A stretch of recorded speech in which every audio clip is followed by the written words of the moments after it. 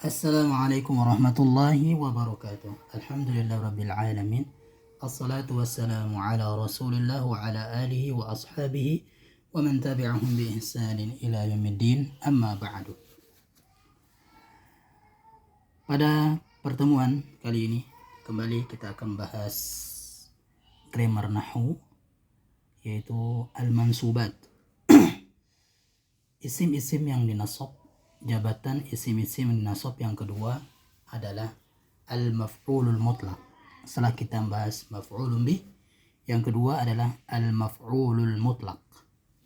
Al-maf'ulul mutlaq atau maf'ul mutlaq. Apa itu maf'ul mutlaq? Maf'ul mutlaq adalah masdar nasab. Ingat, masdar yang nasab, karena maf'ul mutlaq kan mansub, berarti nasab.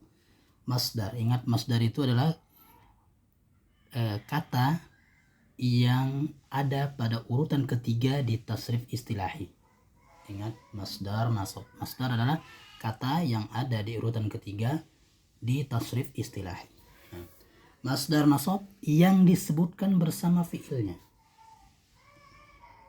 Jadi masdarnya itu nanti diambil dari fiil dalam kalimat itu.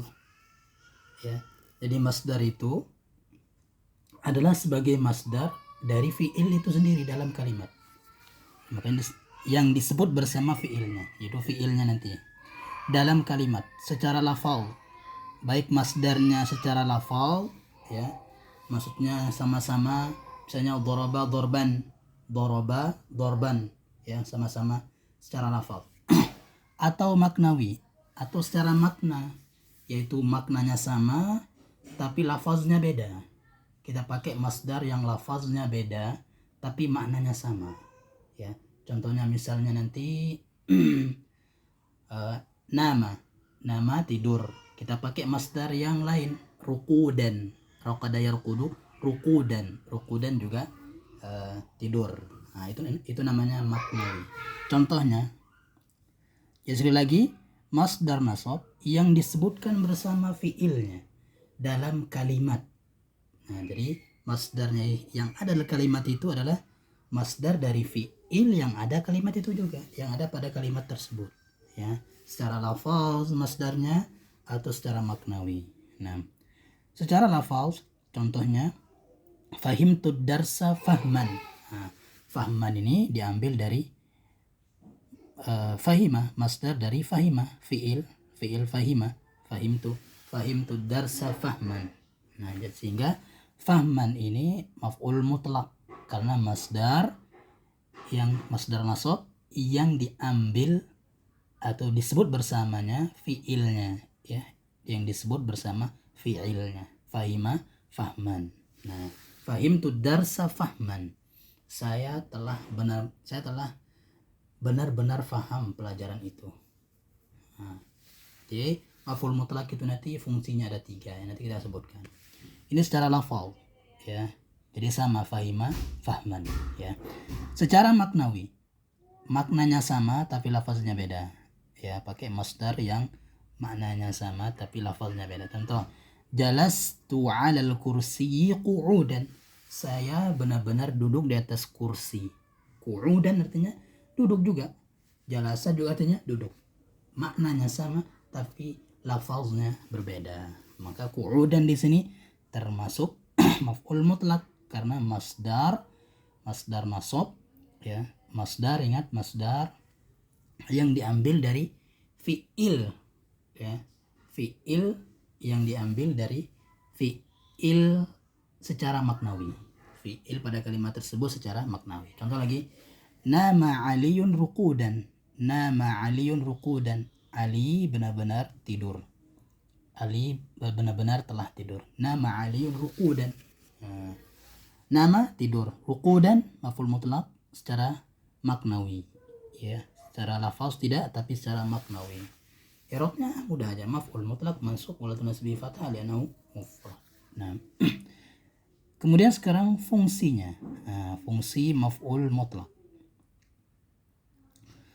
Fungsi maf'ul mutlaq itu ada 3. Yang pertama sebagai penguat tadi, benar-benar, sungguh. Bisa kita artikan sungguh, nggak apa-apa. kita artikan benar-benar, kita artikan sungguh juga tidak mengapa. Contoh, darasa Muhammadunil Arabiyyata darsan. Muhammad benar-benar telah mempelajari bahasa Arab. Atau sungguh Muhammad telah mempelajari bahasa Arab. Mana maf'ul mutlaknya?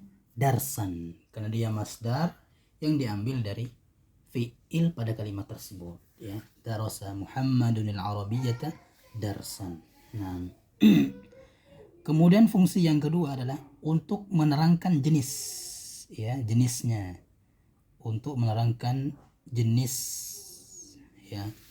Nah, ini ada dua rumusnya, ada dua cara membuatnya. Yang pertama, maf'ul mutlaknya sebagai man'ut, berarti ada na'atnya, kan jenis, sifat, ya. Jadi disifati dia maf'ul mutlaknya. Contoh, qalat Aisyatu li ummiha qawlan layyinan, ya. Benar-benar Aisyah berkata kepada ibunya, ya. Benar-benar Aisyah berkata kepada ibunya dengan perkataan yang layyinan, perkataan yang lemah lembut. Ya, jadi qaulan di sini maf'ul mutlak, ya, maf'ul mutlak yang menerangkan jenis, ya, menerangkan jenis. Nah, karena kenapa?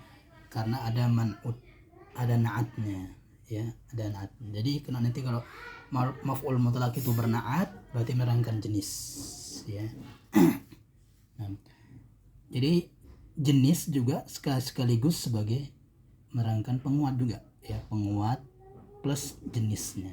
Nah, kemudian cara yang kedua yaitu maf'ul mutlaknya menjadi mudhaf. Maf'ul mutlaknya menjadi mudhaf, berarti ada mudhaf ilaihnya, ya.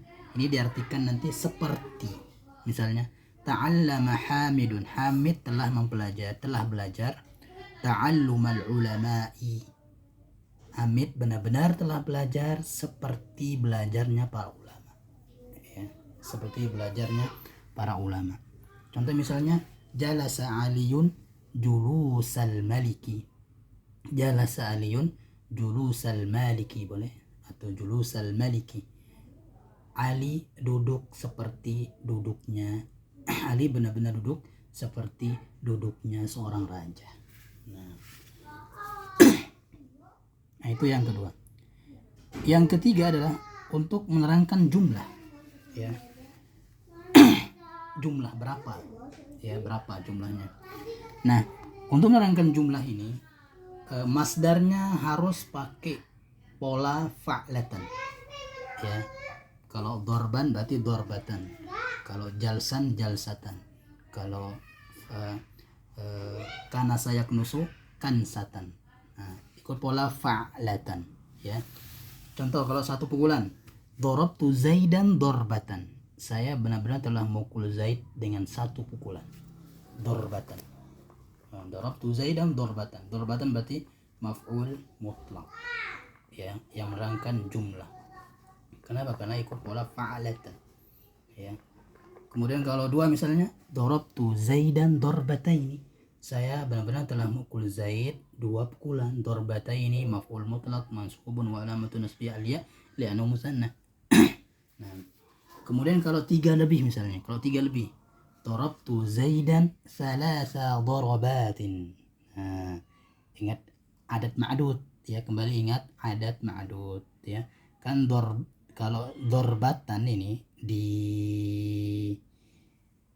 jamak muannas salim, ro-nya jadi fathah, dorobatin, kanasatin, semuanya gitu, yang ikut pola fa'alatan, ya.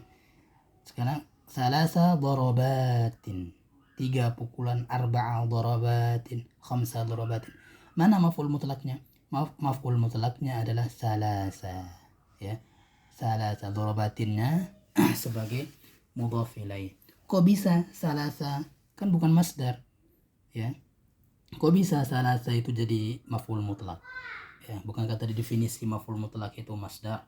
Nah, kita katakan karena dia mudhaf ilaihnya berupa masdar dari fi'il yang ada pada kalimat tersebut. Doroba. Nah, jadi salasa dorobatin.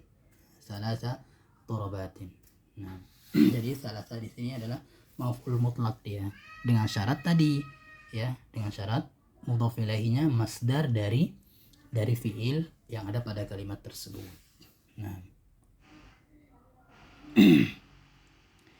nah kemudian ada maf'ul mutlak yang fiilnya kita hapus, nggak kita sebut, dan ini sering kita sebut ya, yaitu syukron itu maf'ul mutlak ya, makanya langsung dia mansub ya kan, syukron.